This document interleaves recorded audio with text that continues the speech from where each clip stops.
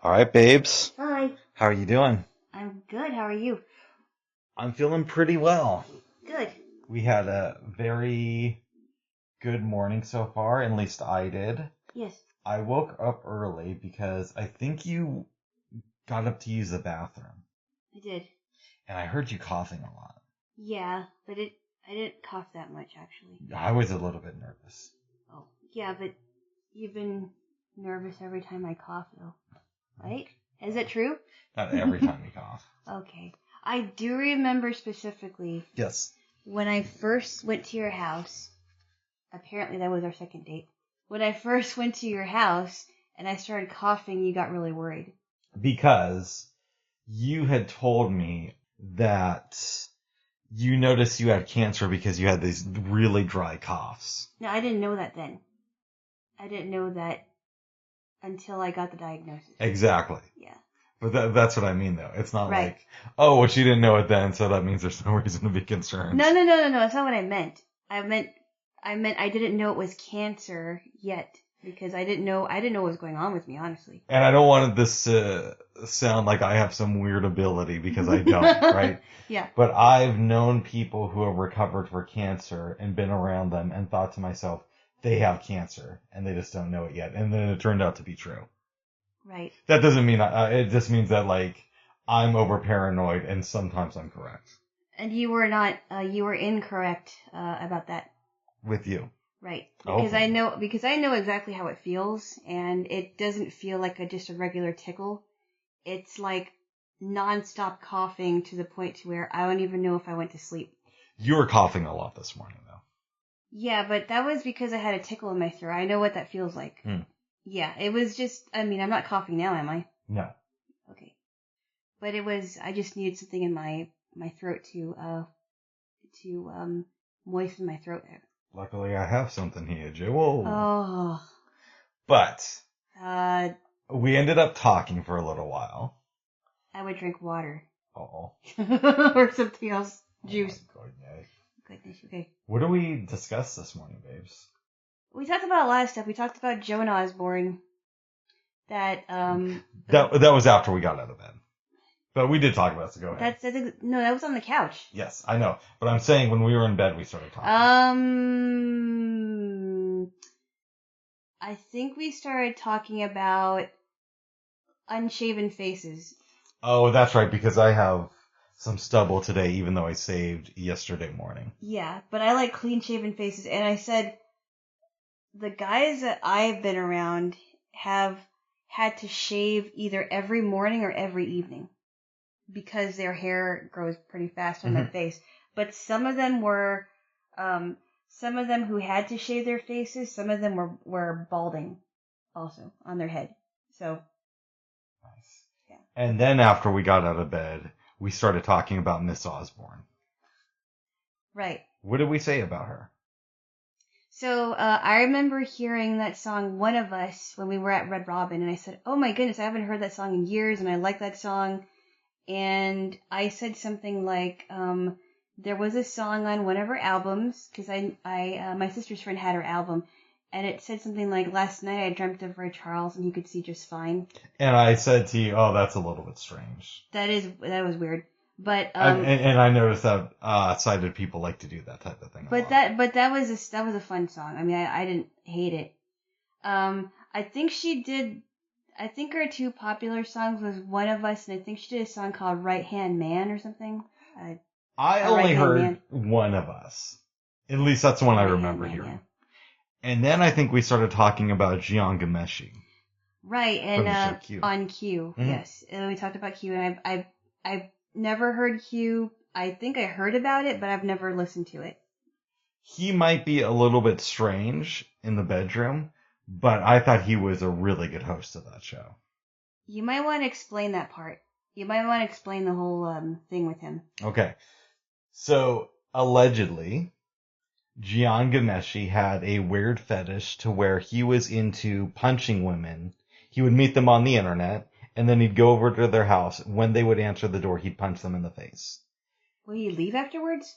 I think he'd stay and they'd mess around, but don't quote me on that. I want to make sure that It's just so bizarre. When Yeah. he told me that, I was like, that is just the weirdest thing I ever heard in my life. In 2014, this came out because I believe, and I could be remembering this wrong, so this is Rick speak and legal speak too. I believe that around late 2014, some women accused him of punching them in the face. Uh-huh. And if I remember correctly, his argument was, yes, I did, but we agreed to that ahead of time. And I said, why would any woman agree to that? I don't get it. In the age of the Me Too movement. This was a little bit before then. Okay, before then. Okay. Before then. I mean, why didn't why did any organizations like the Me Too movement or Time's Up or whatever come after him then? I know that they weren't around, but where were they? I don't know. I just don't know why a woman would agree to it. They were busy donating money to Joe Biden, but very good. Jian Ghomeshi did lose his job over it, which is unfortunate because he was a really good host of that show, in my opinion. Right, and there was actual women coming out and actually had evidence that he did this. That, I believe, I remember that being the case. Okay. But I'm not a lawyer. I remember things wrong, so you may want to research that separately. All right. Yes. Okay. Yes, I gotta say that so I don't get sued. Okay. By Mr. Ghomeshi. Well, he may not even be listening to this. Hopefully not. Yeah. I don't think our podcast is like super well known. No. It's not like a national thing or something. Well, it is a national thing, but that doesn't. Well, you know what I mean. It's not like it's people. Everybody's talking about it. No. which is fine with me, actually. I think it would be cool if that were to happen, though. I don't know. I just think that some things that we discuss are really private between the two of us that nobody really should know about. We also started talking about Billy Bob Thornton, which led to Angelina Jolie and her dad. Yeah. And we don't have to go down this road if you don't want to. No, not really. Okay. Yeah. I mean,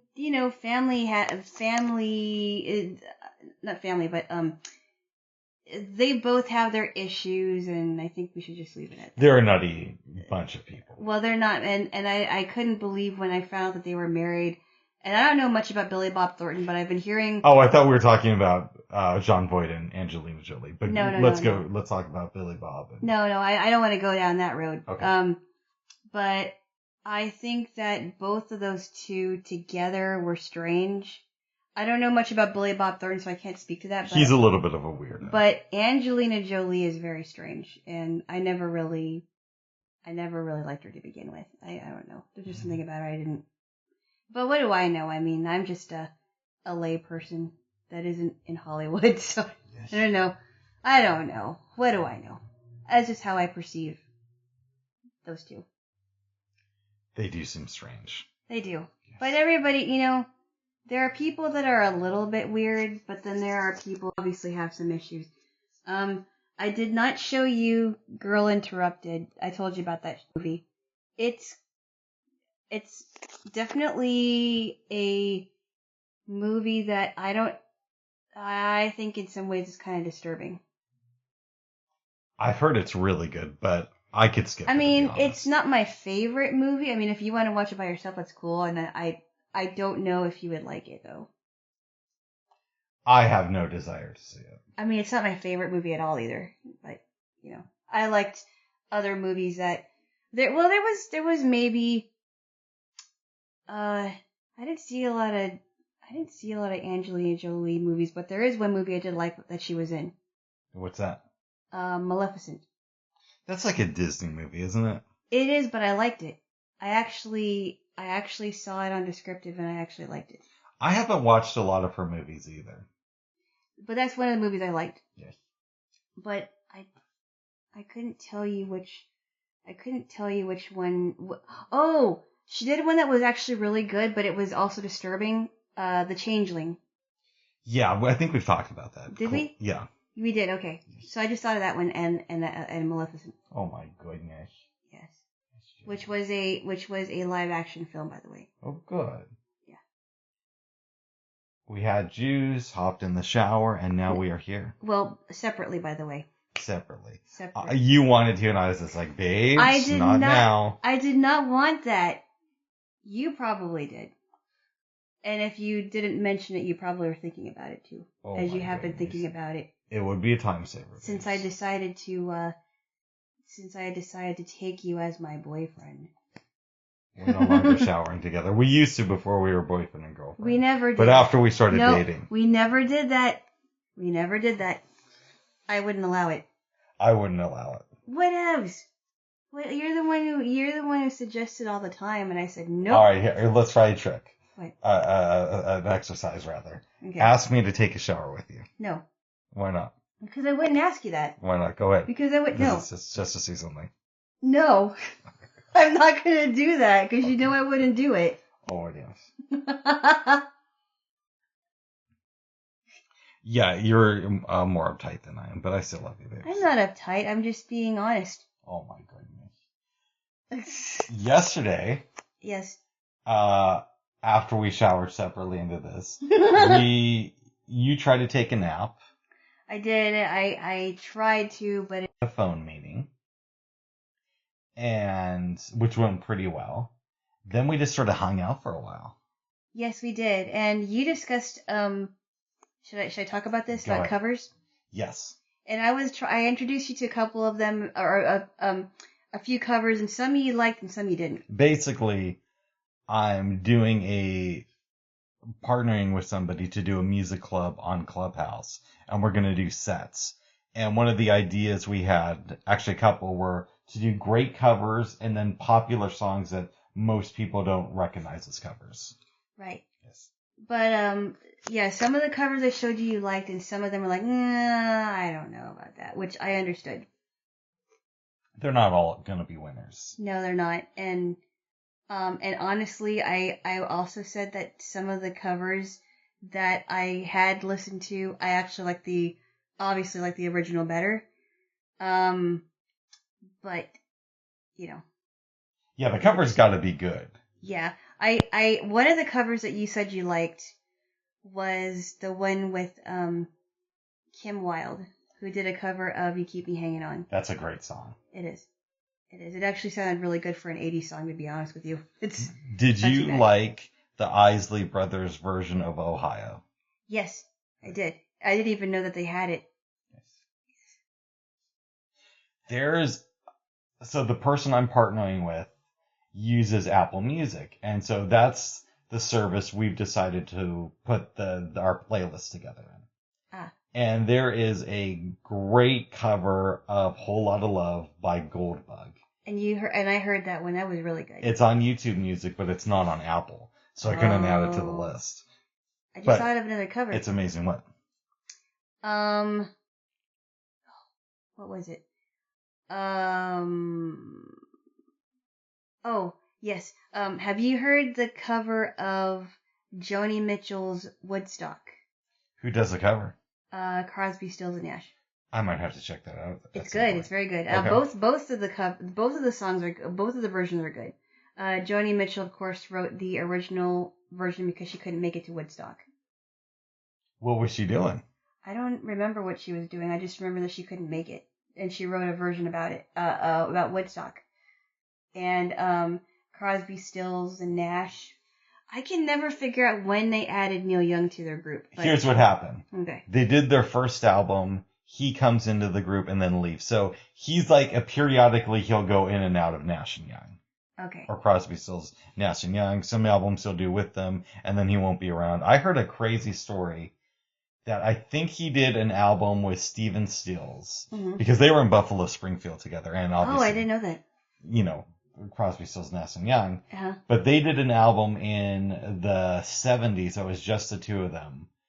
They were promoting it. They were on tour, and one day Stephen Stills wakes up, and there's a note by his door by Neil Young just basically saying, "Hey, I'm off. It was fun working with you." Wow. While they're in the middle of their tour.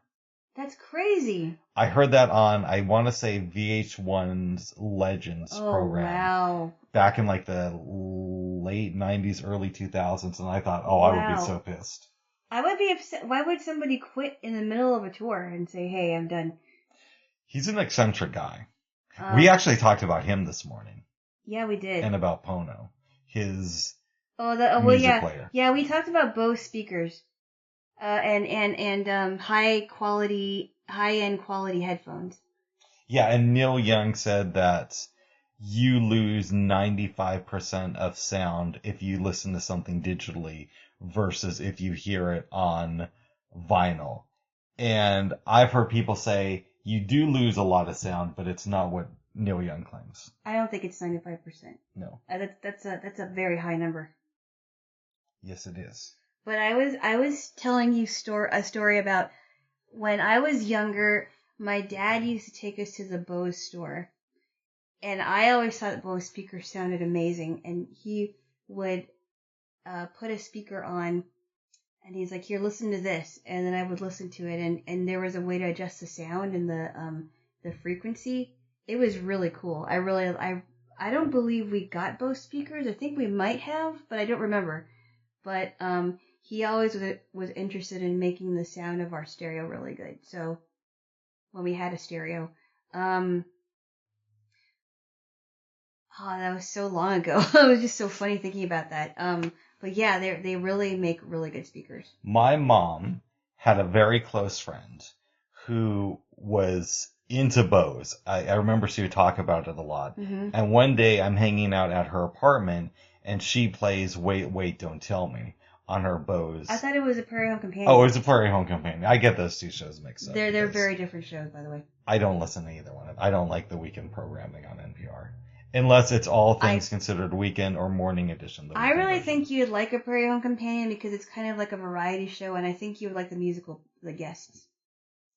But the old stuff, I don't know if it's even on anymore, but you could find a lot of it on a couple of his websites. Garrison Keillor's. Yes. I know you like his stuff. I mean, I didn't listen to a lot of it. I didn't listen to a lot of it when I was younger, but I think I listened to parts of it, and I really liked it. But anyway, go on. Have you been listening? Go on. Well, I was just, that's all I said, babes, is that she played me a Prairie Home Companion on her Bose radio. Okay. And it sounded good, but audio has different levels. For example, if you're just playing the sound of two people or one person speaking, it's going to be different than if you have 10 people in a room, or if there's musical instruments involved. Oh, okay. Yes, that's true. What were you going to ask me again? I'm sorry. I don't know. You interrupt? I remember. Are you still listening to a Prairie Home Companion on the regular? Because you went through a phase there. Well, I was listening online because there were some old episodes, and I could even find them on YouTube as old as like the 70s. Because I think it was around since the 70s. I haven't for a while. But I liked what I listened to so far, and I did like the comedy. They've got comedy and music and, yeah. Have you thought of transferring some of that stuff offline? I have not. Okay. No. Maybe you should. I have not, no. Okay. That's something to think about, babes. Okay. Yes. And then I got silent. Okay. Right. Yeah. Oh, this is uncomfortable. No, it's not uncomfortable. I just didn't know what to say about it. Nice. I'm just like, no, I don't want it offline. Oh. Yeah. Not even on an external hard drive. Well, I suppose I could. I just never thought about it. Well, good, babes. I'm proud of you. Okay. Okay. Thank you. Yes. What did we have for dinner last night? Oh, we had some really yummy grilled cheese sandwiches. We had cheddar cheese, grilled cheese. Grilled cheese? I'm sorry, cheddar cheese, cream cheese, excuse me, hummus, pickles. Is that it? And mustard. It was delicious. We put them in the oven for about 10 minutes. We had a little bit of an issue because for some reason my oven wasn't preheating. I don't know why. Mm-hmm. That was very odd. Yeah. But we got it preheating. You put them in it, and then took them out.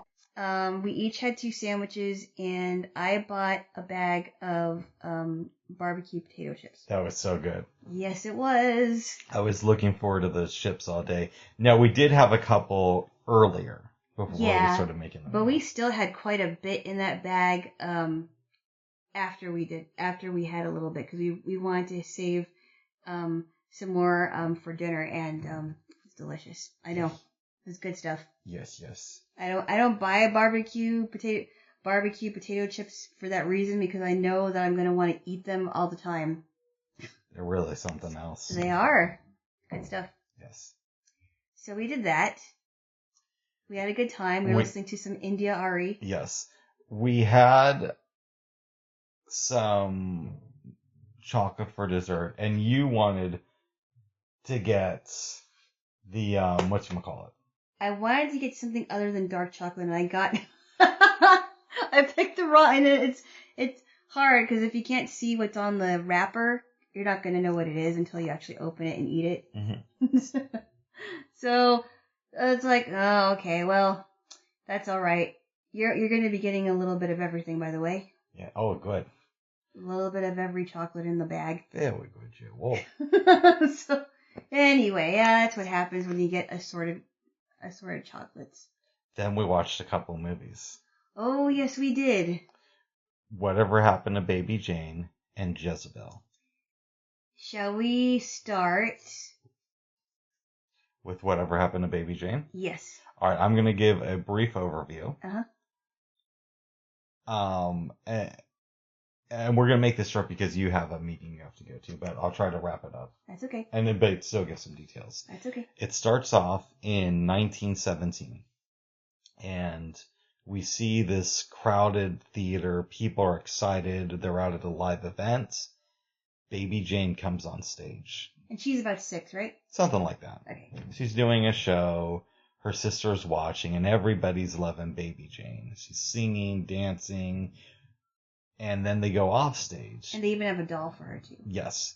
She acts like a brat to her dad, who is just, like, obsessed with making sure that she's treated right in front of a crowd of people. Yes. And the mom goes to her sister Blanche and says, I know that Jane is doing well right now, but one day you're going to do better. You're going to be the one with a lot of power. Yeah. And be nice to your sister. Don't treat her like she's treating you. Right. Then we go to 1935. Mm-hmm. Some movie executives are having a screening of a film that Jane is in, and they don't really like the movie. Yeah. They're talking about it later and basically saying the only reason she gets to act is because Jane is so good and has it in our contract that we have to put Jane in one movie a year. Right. Right. Right. And they ask, well, are you going to Jane's party tonight? They say probably. It's going to be fun. Yeah. There is a car crash. And then after that car crash, we jump forward another 27 years. Yep. Right? Yeah, and by this time, Jane's an old fat hag. Yeah, but we'll get there soon. Well, we'll get there soon, but yes. Yeah, we're leading up to that. Okay, her next door neighbor, who's like in her late teens, is watching a movie starring Blanche from the early 30s and really enjoying it.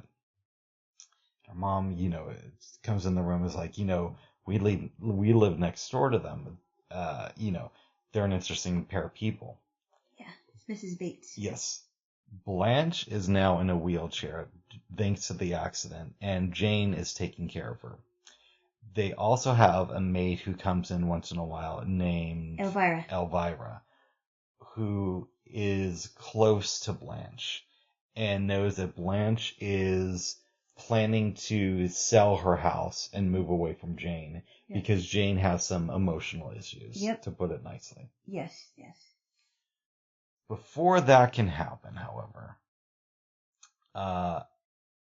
Jane starts torturing Blanche even more than usual because we get the sense that Blanche has been subject to Jane's abuse for years. Uh-huh. And we find out that she knows about Blanche's plans to leave her. Yep. So, and I'm skipping over a bunch of stuff. Yes, because there's a whole bunch of details. Yes. Yep. Blanche has her phone taken away from Jane, And, at first Jane, played by Betty Davis, is rude to Joan Crawford, who portrayed Blanche. And you could tell that they didn't really like each other. Oh, yeah. All that type of stuff. Uh-huh. Jane puts an article in the paper at one point, basically saying, I want a pianist to come and help me become a star again. Because she thinks that people still really care about her. Yes. And that she has a phenomenal singing voice. Yes. And so can I interrupt? I'm sorry. Go ahead. She puts an ad in the paper. Am I correct? Yes, I just said that. Okay. So, Edwin Flagg, and his mother are talking about this. And, he agrees to go to Jane's house. He goes to Jane's house, and he doesn't know, he's trying to figure out who baby Jane is. Doesn't know who she is. And so she says, well, I'm baby Jane Hudson. Would you like to see my scrapbook? There's all these scrapbooks of her pictures and with the press. She's also had a baby Jane doll that she kept around, which is a little bit creepy, that she had it. And then, he starts playing for her and she starts singing, and I didn't really like her voice, but she wanted to, return back to her, how she was when she was very young. And he's like, wow, you really know how to play the piano. And he's like, yes, and you really can sing, which I'm like, oh, really? Okay. If you say so. Yes. Go on, please. Elvira has been given the week off. And during this time, Blanche is being tortured and tortured. At one point, Jane tries to feed her a dead rat and is basically starving her out. Yeah. Somehow, Blanche gets down the steps by crawling downstairs and makes it to a phone. Calls Jane's doctor, who is about to come over, but then Jane calls back, pretends to be Blanche, and says, we're changing care providers. I'm no longer going to be needing your services. It was very odd because it was so interesting how she imitated her. Then she drags Blanche up the stairs. Yep. Ties her up, basically, and puts a thing of tape over her mouth. Yep. Elvira, at one point, comes back to the house, finds Blanche alive but not doing great, and is about to free her, but Jane kills Elvira with a hammer. And where does she fall? She falls in the bedroom, babes. Okay, so she's killed in the bedroom right there. Okay. People start asking questions about Elvira and why hasn't anybody seen Blanche. So Jane freaks out, goes upstairs and is like, we got to get out of here. I don't know what to do. You got to help me. Then your man is brought to the house. Edwin Flagg, yeah. By the police. Yes. They leave. And he's drunk. Edwin is hanging out with Blanche. He starts playing with the doll that she gives him, of baby Jane. Yep. She gets freaked out. He hears something, goes up the steps, sees your girl Blanche, and runs outside of the house. Yeah, and he's basically saying, get away from me, woman, you're crazy. Blanche ends up being taken away by Jane. They drive to the beach, and then you see them the next day, and Blanche is near death. Yep. We have the impression that Jane was the one who paralyzed Blanche. Yes, the whole time. But Blanche makes kind of a deathbed confession and says, hey, it was actually me who crashed the car that night, and the reason you don't remember it is because you were drunk, and I placed the blame on you. Right. So Blanche isn't as innocent as she seems. No, and it's so funny that she mentions it, because while you're watching this, as far as I know, I was rooting, you're rooting for for Joan Crawford for the entire time until up to that point.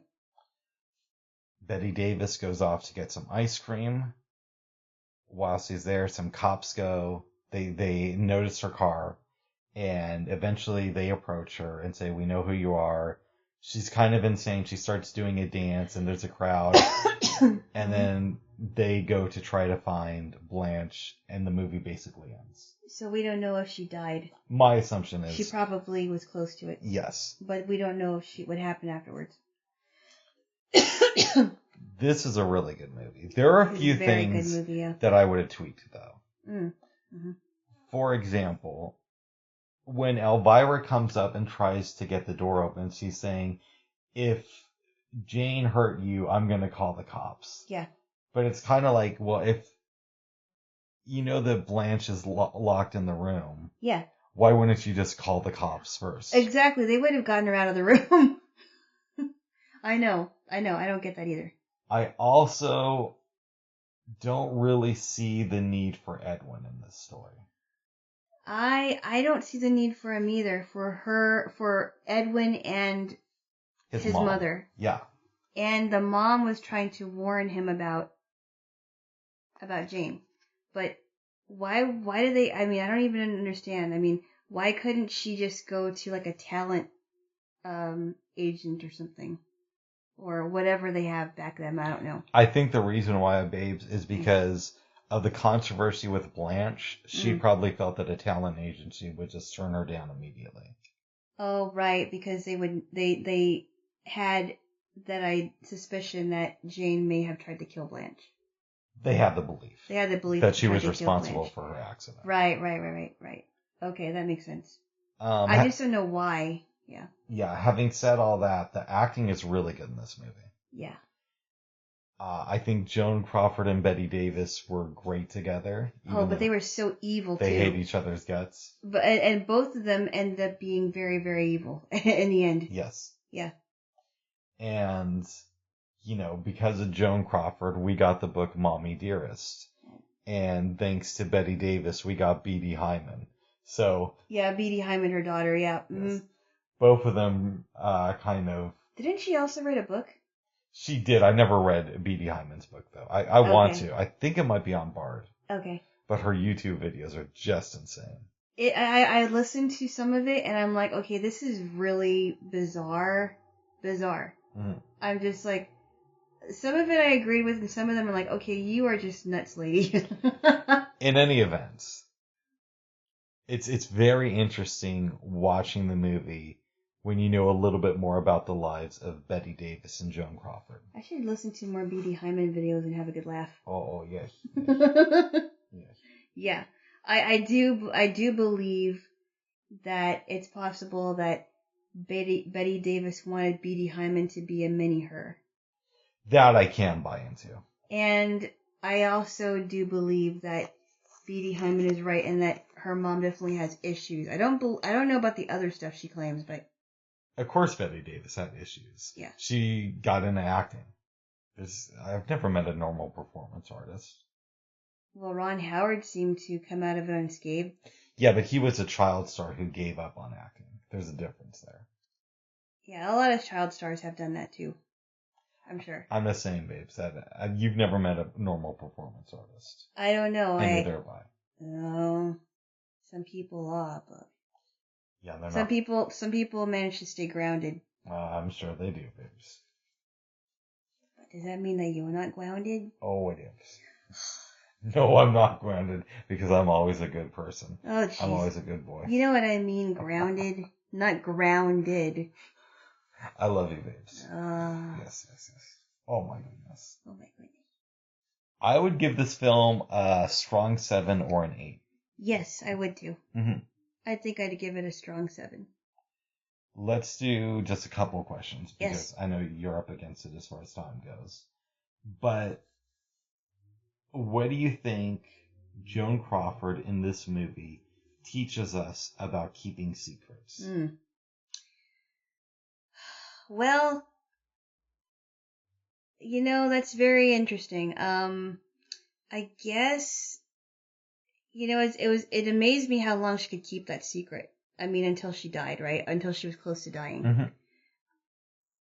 Why couldn't she say, hey, you know what? Actually, you didn't have to torture me because, I was the one who did it to myself. She could have said that, but she didn't do it. Do you think Blanche and Jane would have had better lives if Blanche was honest from the get-go about what happened that night. Yeah, they probably would have been a lot closer. You know, they probably would have been a lot closer. Maybe Jane would have realized, well, I threw my life away because I was spoiled and my sister had a better career in acting. We believe that Blanche is close to death. Yes. But how much longer do you think Jane lives? Not very long afterwards, I would think. I mean, she was going down she was going down a very, very, very crazy path, if you ask me. I mean, she's heading downhill fast. I mean, if she's drinking like 6 bottles of scotch and 2 bottles of gin every night, remember that one part where she orders alcohol? I do. I don't think she finished that all in one evening. At least I hope not. I hope not. I don't think she has long. What do you think it was like for film audiences to see this film when it first came out? It might have been a little disturbing. I don't know. Well, because, I mean, they were both... I mean, Betty Davis was crazy. Her character was crazy in this movie. Mm-hmm. And it turns out that Joan Crawford's character, Blanche, was a little crazy too. She was not the saint that she was portrayed to be. Right. She was definitely manipulative. Kind of odd when you consider what happened with Joan Crawford in real life. I know. Yeah. You just like, she seems very docile in the beginning, Joan Crawford. Mm-hmm. She seems like, oh, I'm in a wheelchair, I need help, I need lunch, and I can't get down the stairs. And you really do feel for her because, I can't, and she's trying to get to the phone and call people to say, my sister's really crazy, get over here, please save me because I could die soon. Right. Is there anything about this film that you would like to ask me? How do you think it was for those two to work as sisters, but knowing that they really do hate each other and they're doing this project? Do you think they put their problems aside, or do they use their hatred to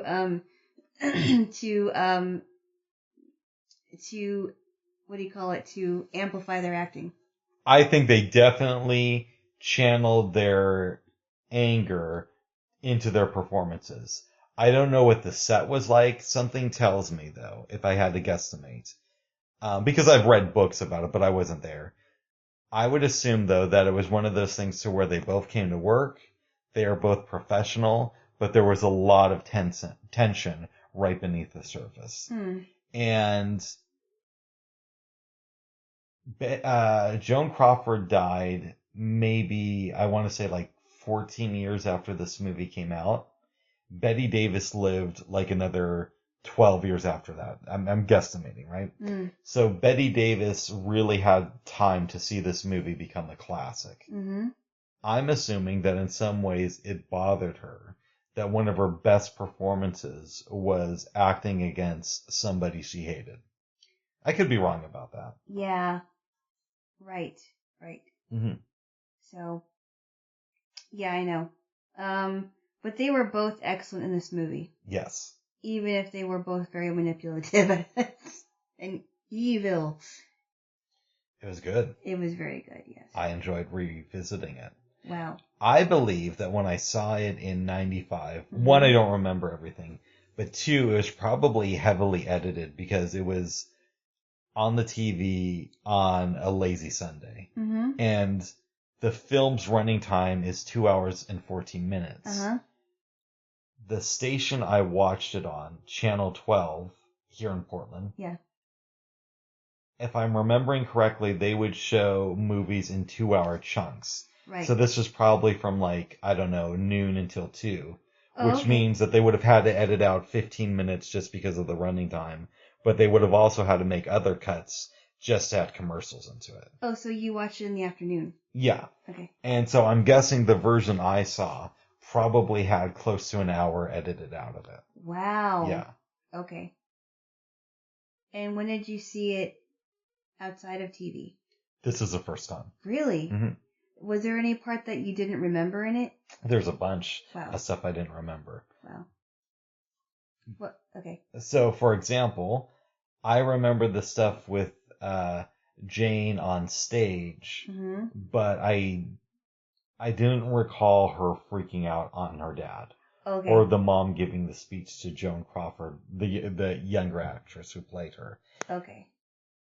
I remember the movie, and this could be wrong, but I think it ended when they were on the beach, but the person on the radio gave the announcement that there was this problem with Joan and Blanche, and they're searching for the car. Yeah. So the reveal, I believe, was edited out of the TV version. Mm-hmm. Mm-hmm. But that was many years ago. I was very young, so that also could be me not recalling it. Yeah. Yeah. Okay. Yes. Is there anything else you wanted to ask? No. Okay, here's my question for you. Okay. You said that you remember seeing parts of this movie. I vaguely remember it. I don't even think I saw even I don't even remember what I saw really. I just remember that it was on TV. See, I think I'm done watching TV versions of movies. I understand that. And if we're going to be honest, I've probably been done with that for the last 15 or 16 years. Yeah. Right.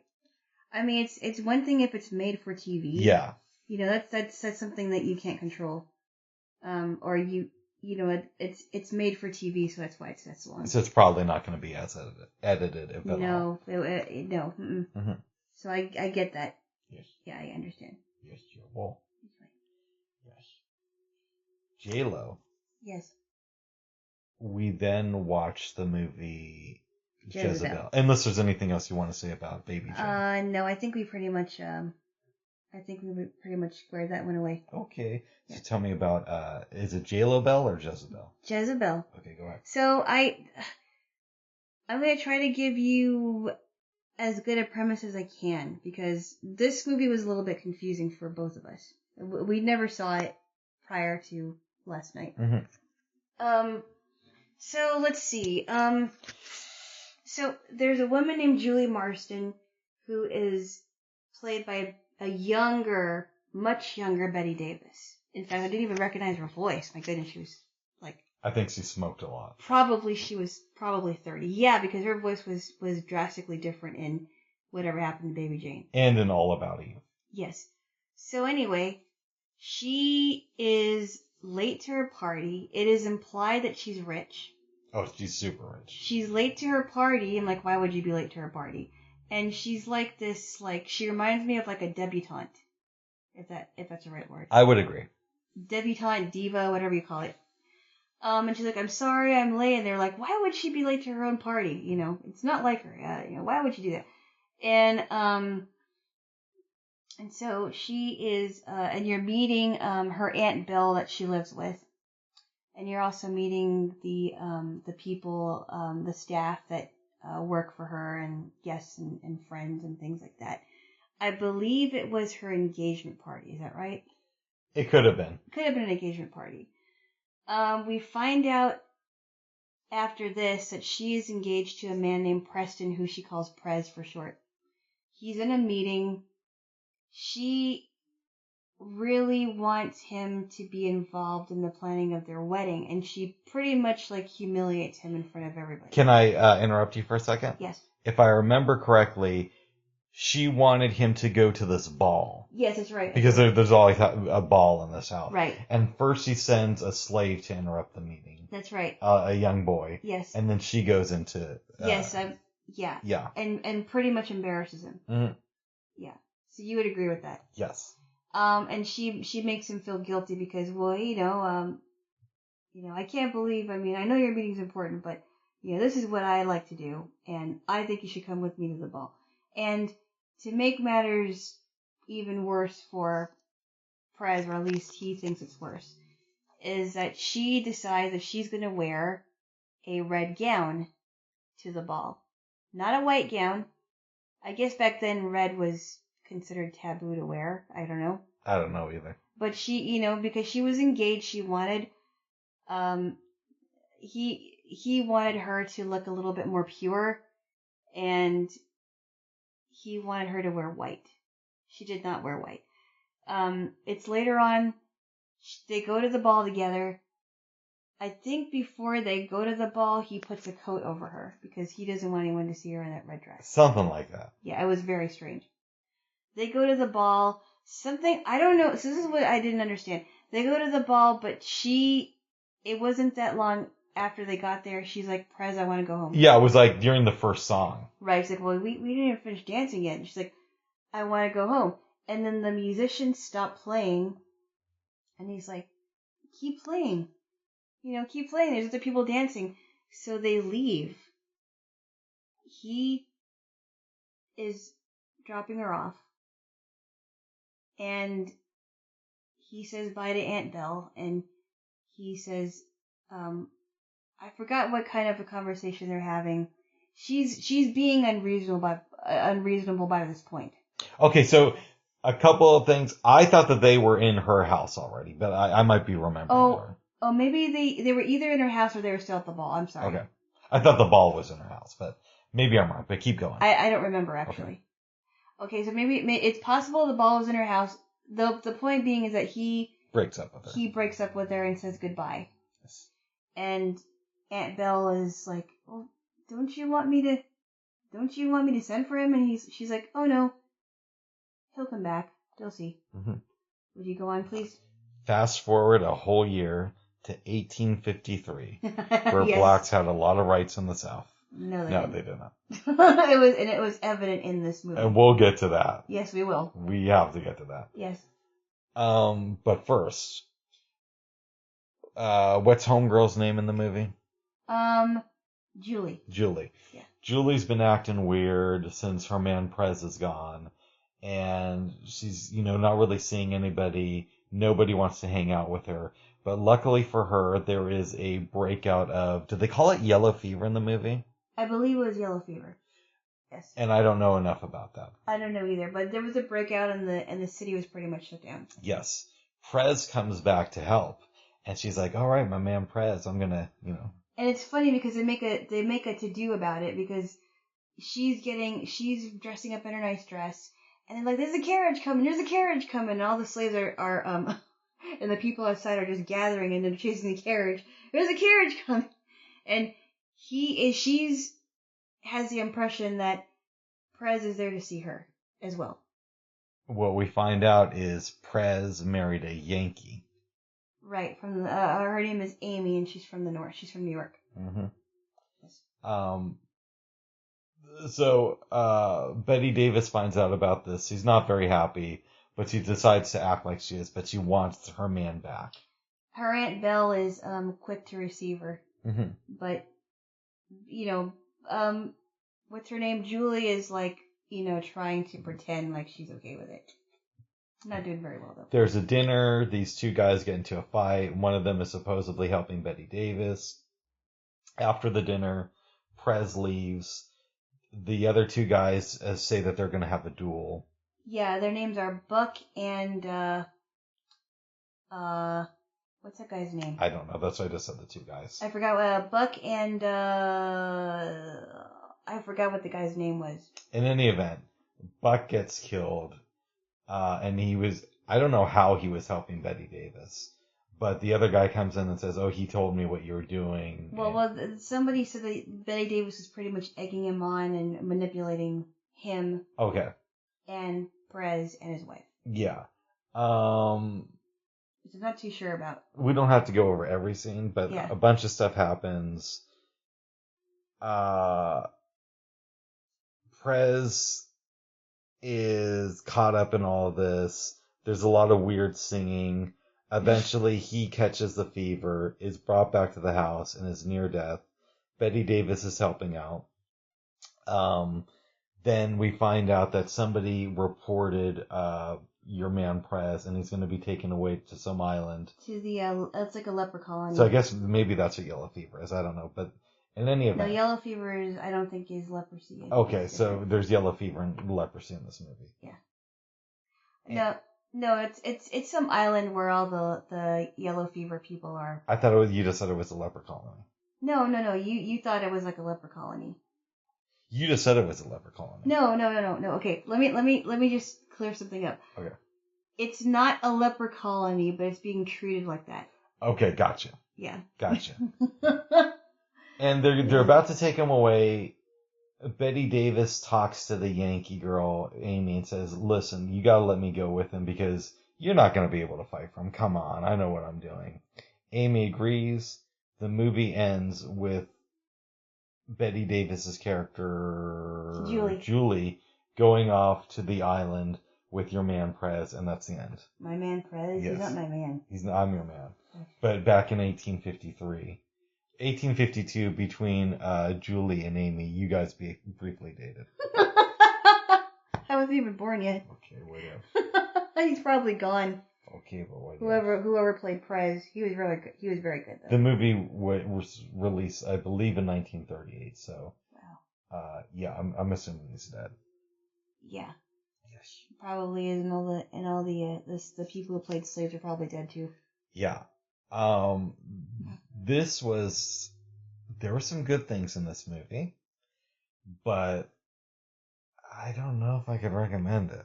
It's very strange. I mean, it's like, why would you put that in the movie? I did like the slaves, the singing that were done by the slaves, but I didn't like how they made it so obvious that, that the slaves felt inferior to Julie and her family. Mm-hmm. I mean, really inferior. Here's the thing. So let's get into a conversation about this. Yeah. Last year there was a controversy over people saying that the movie Gone with the Wind is racist. Uh-huh. And my take on Gone with the Wind, which I'm bringing up because it was a movie that was released just a year after this, and also based in the South, right, is that Gone with the Wind has stuff in it that would be considered racist today. Yes. But when it was made, it was kind of a reflection of the time of the antebellum South. Right. And there were people who were still alive from that era. Uh-huh. So then you ask the question, why do I think Gone with the Wind is a reflection of its time and this movie is straight up racist? Exactly. And here's the difference I would have. All right. While you had slaves in Gone with the Wind who considered themselves inferior, it wasn't like they showed 20 black people who kept bringing up the fact that they were inferior. Right. You had I think one or two slaves, maybe more, but one or two main slaves. And I don't think that they ever said that they felt inferior. So they made it really obvious. It was the implication that they felt inferior, or that they were inferior. Right. As opposed to this movie, where it felt like whenever you saw a black character, they were just saying, oh, I'm inferior to you. Right, or I'm so dumb and you're so smart. Yeah, or all they were good for is singing and dancing. So, right, exactly. So they hit you over the head with that over and over again with this movie, as opposed to Gone with the Wind, where it's just the DNA of the movie, but it's not so overt. Yeah, and I think you're correct about that. I mean, I've never seen Gone with the Wind, and I'm really excited to see it. Mm-hmm. But it's true, like the little slave boy, I forgot what his name was. Clearly they weren't educated. Yeah. But they made it so obvious that this little boy wasn't educated. And they never tell you in this movie, oh yeah, he's uneducated, but the reason behind that was because white people made sure it was illegal for slaves to get educated. Right. I mean, they didn't have to browbeat us. Yeah. Over the head with it. And we already knew that. There's a couple weird scenes with Betty Davis. Mm-hmm. There's a one scene where she's leading the slaves in song. It's very weird, yes. And the other scene is at the end where she's talking to Amy and she's all like, you don't know what it's like to make a black boy both fear you and love you at the same time. I forgot that part, but I remember you mentioned it. I'm like, oh wow. It's just like the racism in this movie is over the top. It is. I don't think any movie should be banned, including this one. Oh, but good. I mean, if you're going to educate somebody about that, I mean, we don't like hit us over the head about stuff we already know. Yeah. It's doing it without context. So it's just saying, okay, they're uneducated, but again, they don't say why they're uneducated. Right. They don't really go into why slavery is bad. There's one scene where Prez is kind of saying, slavery isn't going to last, but he doesn't contextualize it with saying it's a bad thing. Exactly. He doesn't, because remember when that one guy was saying, like, oh, you sound like one of those black abolitionists? Yes, that was the scene I was referring to. Yes. And I'm like, okay, what about black abolitionists? Mm-hmm. And what about the reason why slavery isn't going to last? I just think that they should have, there's a lot of things in this movie that they should have really been more specific on. And the other thing I would say, it's not that this movie is as problematic now. Yeah. I could see it even, people were a lot more racist in the 30s, but I could even kind of see it being a little bit problematic then. Not to the same extent as it is now, though. Right. I actually should do some research and find out how this movie was received when it was released. I know that I was going to ask you that, actually. I know that people consider this to be one of her best movies. I don't believe so. I have to agree with you on this one. Yeah, this is very, just from a race standpoint, is problematic. No, I really enjoyed, what was the one movie with Anne Baxter? All About Eve, yes. That's great. I thought All About Eve was much better than this one. I would agree. Yeah, and then she was definitely more well established. Bette Davis is good in this movie, too. She is good. I just, so much confusion. It was. I'm like, what did she do? What did she do that was so manipulative? I mean, I know how she was with Prez, but what did she do to Buck and whoever it was? Mm-hmm. I didn't get it. Yeah. I don't know, but she was so young. Yeah. So she must have been 30. That's what I believe. Yeah. Wow. And her voice just went through a drastic change. That's what happened with Lucille Ball. She had a higher voice in the Lucy show, in I Love Lucy, I'm sorry. And that was like in the early 40s? 50s. Early 50s. But then when she got older, you could tell her voice just getting deeper and lower. Mm-hmm. And I'm like, oh, she probably smoked a lot. Yes. Not good. Would you recommend this movie to anybody? No, I would not. I don't understand a lot of it. I wish I said there was only a few things, but there's a lot of stuff I didn't get. Yeah, and we actually paid to rent this movie because I didn't have a copy of it. So I lost $2. Give me my $2. Oh, $2. Hence, watch Better Off Dead. Yes. That's a good one.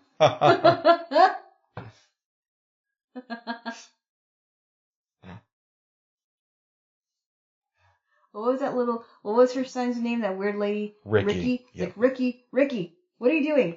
Come back here, Ricky. And she just leaves her there. Yes. That's great. Ricky. And and the mom wanted to set him up with Monique. Yes. And she's like, but no. Monique wasn't having it. Nope. She was with, what's his name? John Cusack. I forgot his character's name. Was his name Will? Or? I forgot. I forgot too. Yes. But it was a fun movie. Yes. Oh, $2. Watch that one instead of Jezebel. I want my $2. You owe me $2. So wait a minute though, Bubs. What's up? I know we're kind of being sidetracked here, but now that you mentioned it, now that we were kind of went to Better Off Dead, because I know that we talked about it before, but the kid falls off of his board, right? Yeah. So how did he end up getting back on the field when Monique and that guy was towards the end of the movie? You mean when Monique and John Cusack were on the football field? Yes. Which I believe I'm remembering right. Yeah. I think what happened, and I don't know, is that what we're going to assume, we don't know this for sure, but there was a medical expert watching the ski race who went over to the kid and made sure he was all right. And while it looked bad because he fell off his thing, was it a board? He was like a skis, I think. Okay.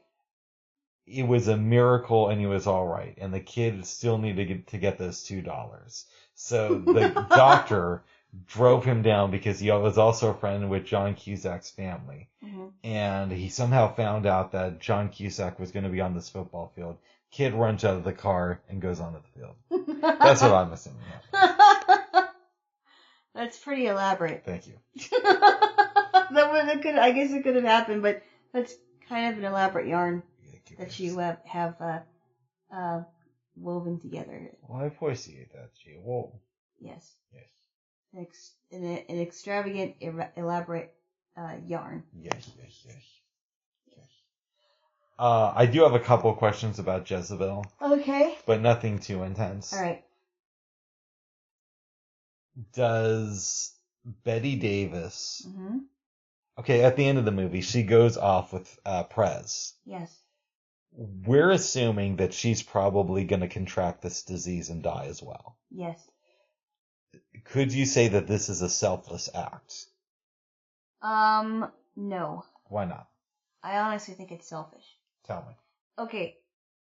On paper, it seems selfless because she wants Prez to live, but I also think, remember in the beginning of the movie, she said, Prez is mine and he will always be mine. Mm-hmm. And if I can't have him, and she didn't finish the sentence.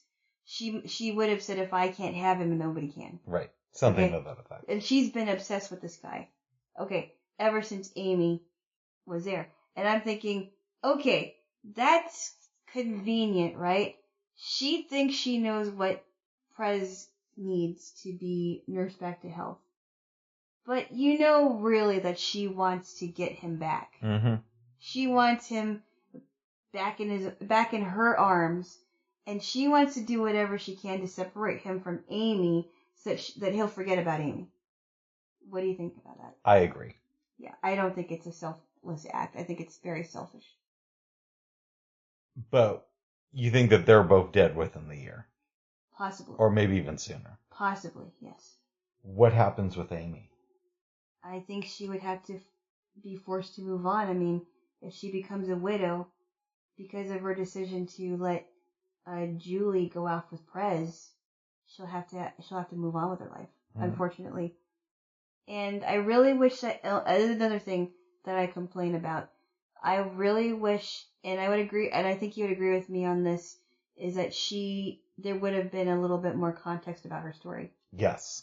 She's not developed very well. You just see her as a wife to Prez, but you don't know how they met, and you don't know about her story and why she's in I think it's New Orleans. Yeah. Yeah. Something like that. Right. You don't know if she's poor. You don't know if she's rich. You just don't know much about her.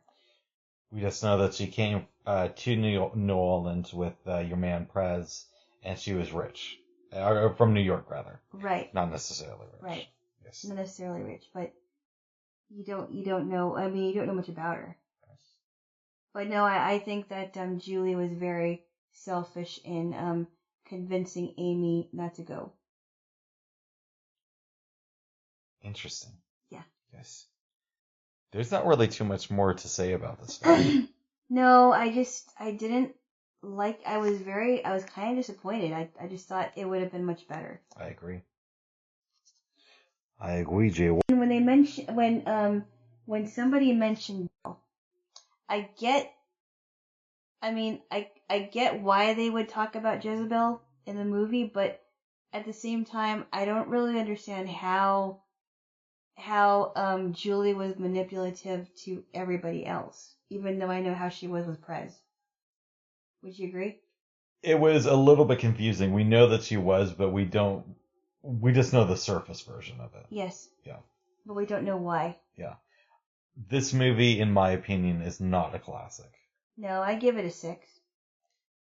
Maybe I'd give it a 6, and I don't even know about that. Or maybe I 5.5. I don't know, maybe even a 5. I would say going on the thumb system, it gets a thumbs down. For sure. Yeah. 2 thumbs down, 1 thumb down for each of us. Yes. That's how Cisco and Ebert would do it. Yes, 2 thumbs down. Way down. Way down. For Jezebel. Yes. No, it wasn't that good. Mm-mm. Not at all. No, J1, no. Not at all. No, Jaylo. I'm glad we both agree. And it started out, the first couple of scenes were interesting, too. They were interesting, but it's like as it went, I was like, okay. The thing I've noticed, too, it's almost the reverse, because older movies usually start off slow and then get more interesting. Right. But this one started off interesting and then kind of like went off the rails. It did. Yeah. I was like, whoa, what? We didn't know it was going to go here. Mm-hmm. Why did it go here and it just kept going here? It just didn't turn around. No. But I like movies like towards the middle. It's like you don't know where it's going to go, but you think it's going to go this way. Yeah. But it goes a totally different direction and it's really good. Mm-hmm. I like those movies, but this one wasn't it. No. No, Jaylo, no. Not at all. Not at all, babes. Right. Not at all. Well, babes, unless there was anything else you wanted to say. About this movie, no.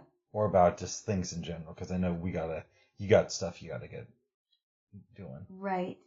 Even though it's, I don't know, what time is it now? I have, less than 3 hours now. Oh, we can just keep talking until your meeting. No. I do want some time. To kick me out. Send me to the streets. You're gonna go home though. I don't even have cable. Oh my goodness. You have your streaming. It's not the same. You got your phone, you got an iPad. You have more technology stuff than I do. Oh. I only have, I guess I have a go. Oh my goodness, you shouldn't be complaining. Okay, babes. It isn't as if we're living in the 30s. That's true. And we don't have anything. I did like that line that Betty Davis said in Jezebel where she's like, this is 1852, it's not the Dark Ages. Yeah, because the Dark Ages was like in 450, I think it was. Something like a little. Yeah, and I heard the Dark Ages were very dark. Yes, hence the term the Dark Ages. No, I mean not just. I'm not talking about physically dark. I mean just dark. Yeah, hence the term the Dark Ages. The Dark You wouldn't Ages. want to live back then. You wouldn't want to. A lot of people were being burnt at the stake and dying of diseases. Oh, not good. There's a reason they didn't call it the Light Ages. Or the Happy Ages. This is when stand-up comedy started, and this is when Mary Tyler Moore, before she was on the Dick Van Dyke Show, she did Mary Tyler Moore, The Dark Ages. Oh my goodness. But the Light Ages version of it. Oh wow. I don't know. Oh goodness. Oh badness. Wow. Well, babes, yes. What else do you want to talk about?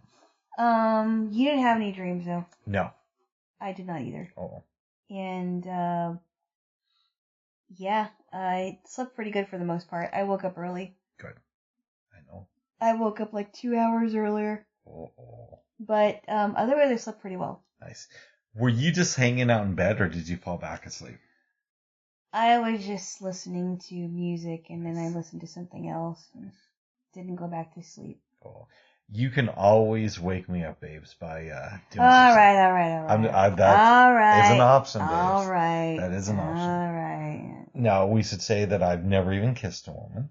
I'm very virginal. You are not. Because you lie like a dog. But you lie. I don't kiss liars, by the way. I don't either. But I do want to kiss from you. So I'm willing to make an exception this time. I don't kiss liars. Neither do I, so give me a kiss. Why? Because I want to kiss. Why? You just lied about not kissing a woman. Well, I want to see what it's like. Oh my goodness, are you serious? Yeah, this is going to be my first kiss. What? Give me a kiss. That's not true. Well, give me a kiss. I love you. I love you, babes. I love you too, but you really know how to kiss for someone who doesn't know how to kiss. I'm a natural. I pick up things very easily. No, that's because you've kissed before. Oh, it is. Because you lie like a dog. Right here. Is there anything else you want to talk about? I'll just say that I think for the last couple of days it's been rainy. It has. But I think we need it. We do. I am very, very thankful that we only got a little bit of rain when we were out, but it's starting to get chillier. And it's supposed to be kind of overcast and rainy today. Oh. Yes. Well, it's a good thing I don't have to go anywhere. Oh, but I don't like the rain. do. Okay. Yeah, I know. But then I'm just going to chill at home. Yeah. Yes. I know. Yes. Bye, babes. All right. Unless there's anything else. No. All right. Yep. Bye-bye for now. Bye-bye for now. Bye. Bye. Bye-bye.